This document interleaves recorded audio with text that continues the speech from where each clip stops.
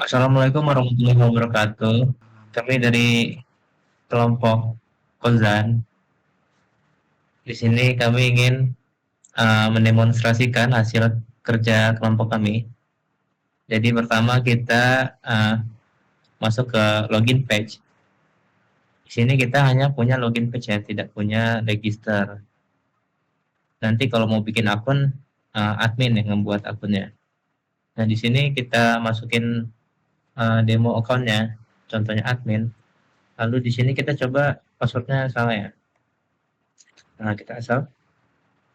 Nah, dia tampilan password salahnya kayak gini. Simple aja. Terus kita langsung masuk ke tampilan dashboard adminnya. Di sini kita bisa lakukan pemantauan total kamar, kamar terisi, total penyewa, dan pembayaran yang sedang pending. Nanti akan dijelaskan lebih lanjut maksud dari keempat indikator ini. Lalu di sini juga ada menu utamanya, ada 3 menu utama, sebuah button besar yang menuju ke menu selanjutnya. Kita langsung aja ke menu selanjutnya, ke kelola kamar. Oke, jadi di menu kelola kamar ini, admin itu dapat mengolah data kamar. Jadi admin bisa menambah, mengedit, dan menghapus kamar yang ada di kosan. Jadi di sini kan udah ada daftar kamar yang tersedia atau yang udah dibuat admin sebelumnya. Nah, di situ kalau misal kamarnya itu udah terisi atau ada penghuninya, jadi admin tidak bisa menghapus kamar itu. Tapi admin dapat mengeditnya, Mas Yan. Terus kalau admin itu mau menghapus kamar, itu bisanya yang kamar yang tersedia atau belum ada tenannya gitu. Terus kalau untuk tambah kamar, nah kalau untuk tambah kamar itu admin dapat menambahkan nomor kamar, terus tipe kamarnya,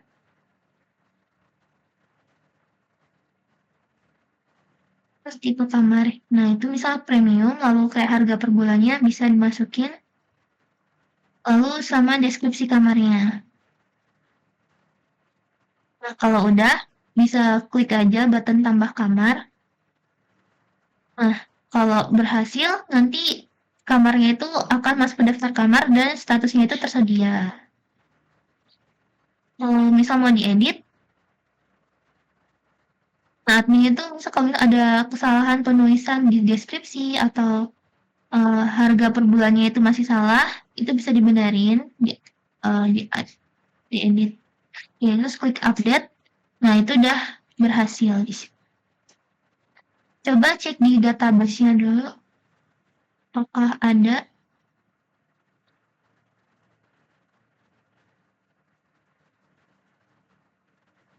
di bagian kamar. Nah, itu udah ada yang barusan ditambah tadi itu, nama kamarnya R11.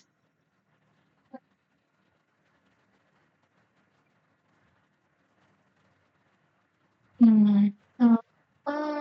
Ini juga admin bisa ngefilter buat nyari data kamarnya itu biar lebih cepat. So, cari nomornya, terus kayak dari statusnya, bisa difilter juga.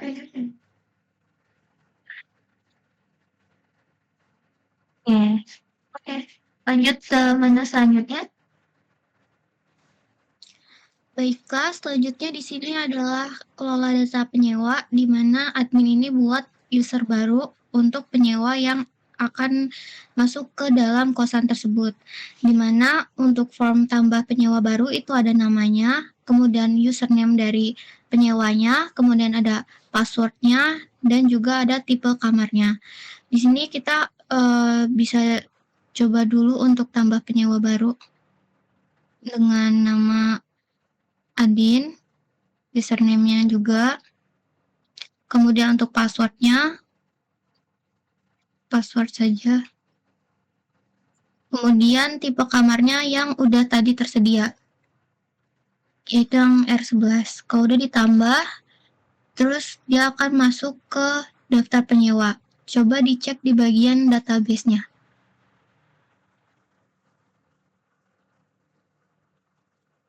Nah, di bagian database dia akan ditambahkan dan dia dibuat pada tanggal berapa. Kemudian di bagian edit, ini bisa melakukan edit, contohnya seperti mengganti namanya, username, atau password. Kalau misalnya penggunanya itu lupa, dia bisa bilang ke admin, nanti admin bakal mengubah. Kemudian dia juga bisa melakukan pindah kamar. Dimana kalau misalnya nanti pindah kamar, nanti di bagian pembayaran atau di kelola kamar itu bakal tersedia karena udah diupdate. Kemudian ini juga daftar penyewa bisa dihapus, dimana jika misalnya si penggunanya ini ingin keluar dari kosan, dia langsung dapat dihapus di bagian admin. Lanjut ke bagian pembayaran. Nah, di bagian pembayaran ini itu untuk pembayaran dari si usernya. Dimana contohnya kalau misalnya kita membuat tambah pembayaran itu ada formnya, yaitu kita pilih dulu untuk nama penyewa. Misalnya tadi Adin, itu udah diketahui untuk tipe kamarnya apa, kemudian untuk bulan pembayarannya misalnya hari bulan ini, kemudian jumlah harganya itu sesuai dengan tipe kamarnya tadi. Kemudian untuk tanggal bayar itu adalah tanggal bayar si user tersebut udah bayar ke adminnya atau pemilik kosan itu. Nah, kemudian ini ada statusnya, ada lunas. Itu juga bisa pending, dimana kalau misalnya pending itu contohnya kalau misalnya usernya itu udah bayar di akhir bulan, nah di awal bulan itu dibuat formulir pembayaran lagi dengan status pending. Pending itu berjalannya untuk ke jatuh tempo. Kemudian kalau misalnya disimpan, itu bisa disimpan. Dan juga ini ada daftar pembayarannya, nanti akan ada status pending. Kalau untuk edit aksinya,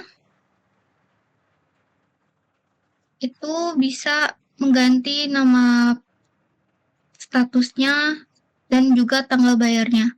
Misalnya statusnya bisa pending, terlambat, ataupun lunas.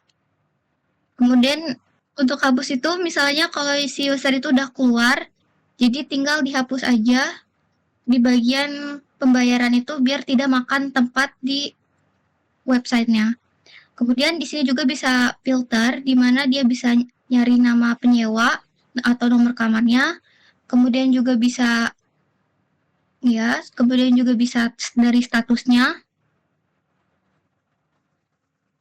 Misalnya lunas, dan ada dari bulannya, tanggal bayar.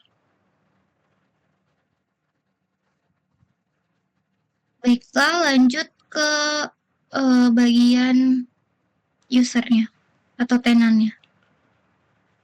Oke, selanjutnya kita login sebagai user. Di sini pakai yang adin saja yang sebelumnya udah dibuat. Nah, untuk yang pertama ini ada tampilan dashboard awal untuk user atau tenan.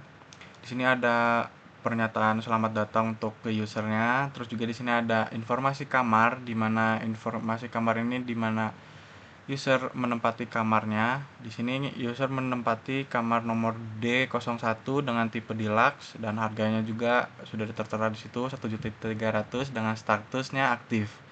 Nah, aktif ini juga bisa saja diubah berdasarkan admin. Misalnya kalau user mau keluar, dia bisa di nonaktifkan.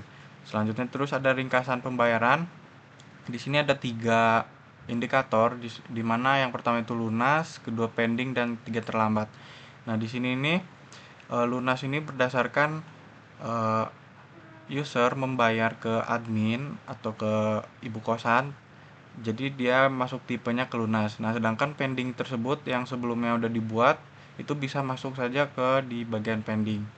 Dan terlambat juga sama, misalnya kalau udah jatuh tempo, dia bakal masuknya ke terlambat. Nah, terus total pembayarannya juga berdasarkan total dari lunas, pending, dan terlambat. Nah, selanjutnya ini di bawah dulu ada riwayat pembayaran terbaru.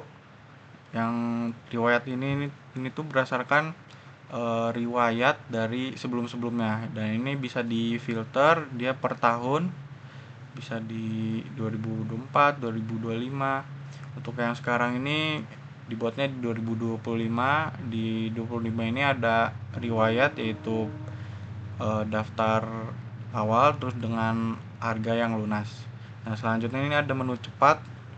Di sini ada 3 menu cepat. Yang pertama itu edit profile, terus lihat semua pembayaran, dan cetak dashboard. Kita pertama yang edit profile dulu. Nah, edit profile sini shortcut singkat untuk lebih lengkapnya sih ada di bagian di profile. Nah, di sini ada nama lengkap, username kalau misalnya mau diubah, atau password yang lupa, atau password baru yang ingin diubah. Kalau misalnya nggak mau diubah, dikosongin aja. Nah, terus juga di sini ada lihat semua pembayaran. Nah, untuk lihat semua pembayaran ini di lebih lengkapnya. Nah, selanjutnya di dashboard, di sini ada cetak dashboard. Nah, cetak dashboard ini untuk misalnya mengasih dokumen atau dokumen yang sudah lunas atau gimana untuk bukti pembayarannya dan lain-lain. Nah, selanjutnya itu di bagian profile. Nah, di sini sama dengan sebelumnya yang navigasi cepat itu. Kalau di sini untuk lebih lengkapnya. Nah, di sini misalnya kita bisa tahu kapan kita bergabung, terus ada pembayaran yang lunas sama ada total pembayaran. Nah, terus juga ada keterangan sewa bulanannya. Nah, di sini juga ada edit profile. Ini sama seperti sebelumnya, cuma ini lebih lengkap. Nah, di sini bisa ngedit nama lengkap, username. Di sini juga bisa nambahin yang namanya email dan nomor telepon.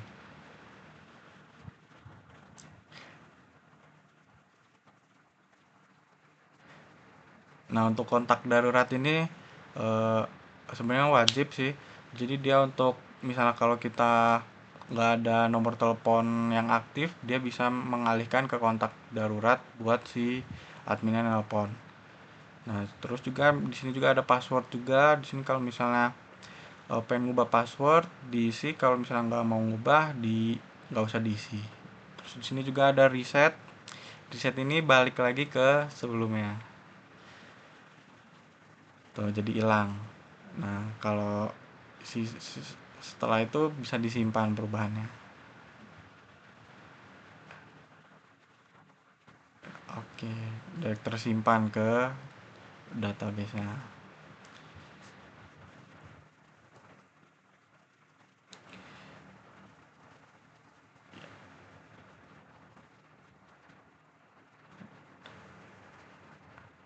Udah masuk ke database-nya. Oke. Nah, selanjutnya di pembayaran. Nah, untuk pembayaran di sini akan dijelaskan oleh teman saya. Jadi di menu pembayaran itu tenan dapat melihat riwayat pembayaran yang pernah dilakukan. Jadi kan di sini tenan atau admin ini dia baru membayar 1 kali. Jadi di sini riwayatnya baru ada 1 aja, yang di bulan Juni. Ini juga dapat melihat kayak total pembayarannya ada berapa, terus yang lunas itu berapa, pending berapa, dan terlambat itu berapa. Terus tenannya itu juga dapat memfilter kayak riwayatnya itu dari statusnya, dari tahun, terus dari bulannya, dan nanti bisa di-reset juga filter. Di situ ada total tagihan sama total yang udah dibayar selama setahun itu. Jadi sini contohnya di tahun 2025 total dibayarnya itu 1.300.000 dan total tagihannya itu 1.300.000. Sekian demonstrasi proyek kelompok kami. Mohon maaf jika ada kesalahan kata dan jika kurang sempurna juga websitenya. Kami mohon maaf. Kami akhiri. Wassalamualaikum warahmatullahi wabarakatuh.